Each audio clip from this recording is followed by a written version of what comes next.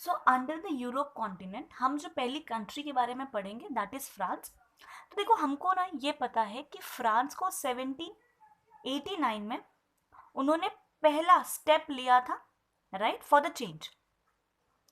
अब देखो जब उनको फ्रीडम मिल गया था, राइट, तो उन्होंने कौन से आइडियाज इम्पोज किए थे, कौन से आइडियाज को कंसीडर किया था कि ये हम लोगों की यूनिटी दिखाएगा एज अ नेशन, राइट। तो हम लोग उसके बारे में बात करेंगे।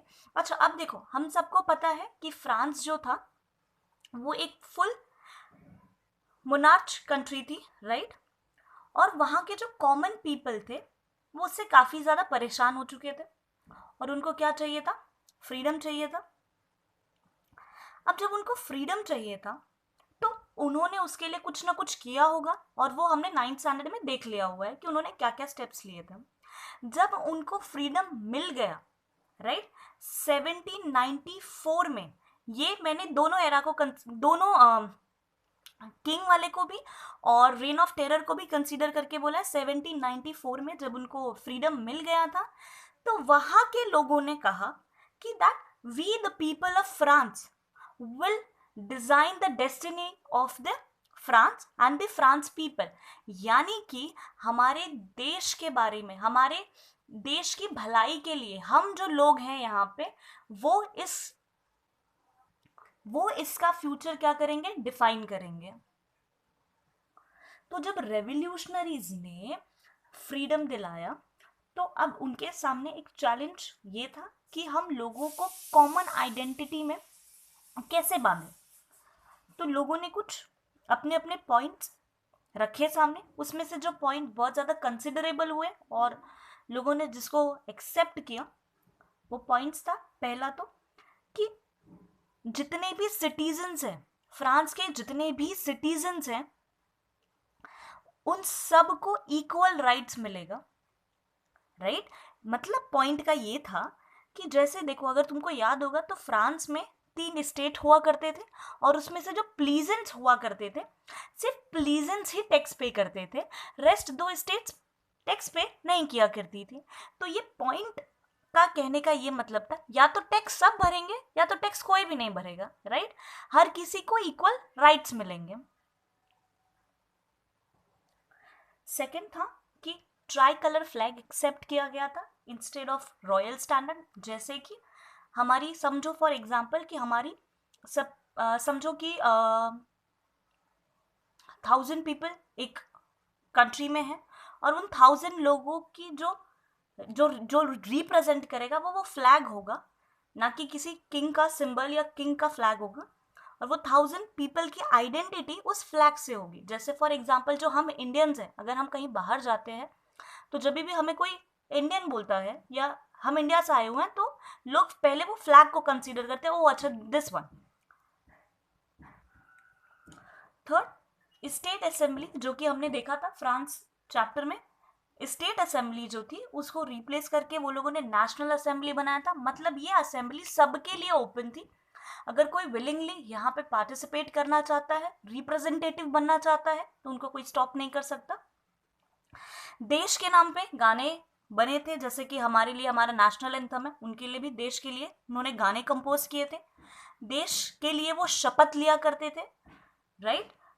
श्रद्धांजलि दी जाती थी, जो लोग देश के लिए शहीद हुए जाते थे, जो देश के लिए कॉमेमोरेटेड हो जाते थे, ये सब कुछ in the name of nation किया जाता था, ना कि किसी किंग या फिर किसी रिप्रेजेंटेटिव के लिए नहीं। ये सब कुछ किया जाता था फ्रांस के लिए, या फिर I would say respected country के लिए किया जाता था।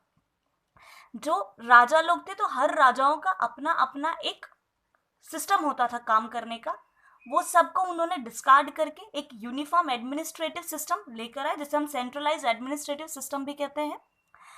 उन सभी जगहों पे यूनिफॉर्म लॉज लगाए गए। जैसे कि फॉर एक स्टेट में राइट टू इक्वालिटी है तो वहां पे भी राइट टू इक्वालिटी होगा, right to practice of any religion है तो वो वाले दूसरे स्टेट में भी right to practice of any religion होगा। मतलब यूनिफॉर्म लॉज फ्रांस के किसी भी सिटी, कोई भी स्टेट हो, वहां पे यूनिफॉर्म लॉज ही प्रैक्टिस कराए जाएंगे। जो इनकी इंटरनल ड्यूटीज थी, राइट, वो सभी को अबॉलिश कर दिया गया था। सभी जगहों पे मेजरमेंट्स के यूनिफॉर्म मेजर्स ला दिए गए थे। जैसे कि हम लोग ने देखा है कि अलग अलग जगहों पे वेट के अलग अलग मेजरमेंट्स हो जाया करते थे। तो उससे क्या होता था कि it is a time taking process, plus चीजों को बहुत डिस्ट्रैक्ट कर देता था वो। तो वहां पे उसको हटाने के लिए और टाइम कंजर्व करने के लिए उन्होंने यूनिफॉर्म वेट सिस्टम मेजर्स को अडॉप्ट किया था। एंड रीजनल डायलेक्ट्स को कंप्लीटली डिस्करेज किया गया था कि आप लोग अपने अपने रिलीजन को प्रैक्टिस, अपने अपने कॉमन लैंग्वेज को प्रैक्टिस नहीं करें। जो हमारी फ्रेंच जो लैंग्वेज है फ्रांस की, प्लीज ज्यादातर वही यूज करें, और यही हमारी क्या है, कॉमन आइडेंटिटी है। So this for the 7 common identities given by the revolutionaries to the common people, कि ये जितने भी हमने बात किए हैं इस पे, ये सब फ्रांस की कॉमन आइडेंटिटी है। और जितने भी रेवोल्यूशनरीज थे, राइट, उन्होंने ऐसा मान लिया, उन्होंने ऐसा डिक्लेयर कर दिया कि हमारा mission at the same time destiny of the France people, ये हमारा मिशन भी है और ये हमारा नसीब भी है। किसका? फ्रांस पीपल का, कि लोगों को इंडिपेंडेंस का आइडिया हम दे रहे हैं, हम बता रहे हैं, और ये हम उनको अचीव करने में मदद करेंगे, उनकी हेल्प करेंगे। अगर वो हमारे साथ इस लड़ाई में हेल्प करते हैं अपने आप को फ्रीडम अचीव करने के लिए, तो यस, फ्रांस की पॉपुलेशन उस कंट्री का फुल सपोर्ट करेगी।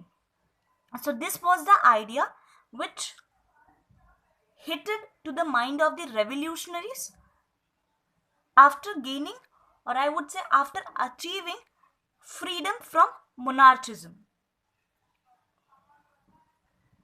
Now the idea or the news of the France revolutionary spread to different part of the countries and reached to the common people.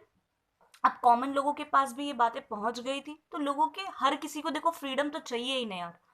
तो जिसके वजह से वहां पे जितने भी स्टूडेंट्स थे, जितने भी मेंबर्स थे मिडिल क्लास के, वो लोगों ने भी क्या करना शुरू कर दिया, अपने जैकोबियन क्लब्स बनाने शुरू कर दिए। जैकोबियन क्लब एक रेवोल्यूशनरी क्लब था जो रेवोल्यूशंस कैसे करते हैं, क्यों करने चाहिए, कब करने चाहिए, आइडियाज दिया करता था।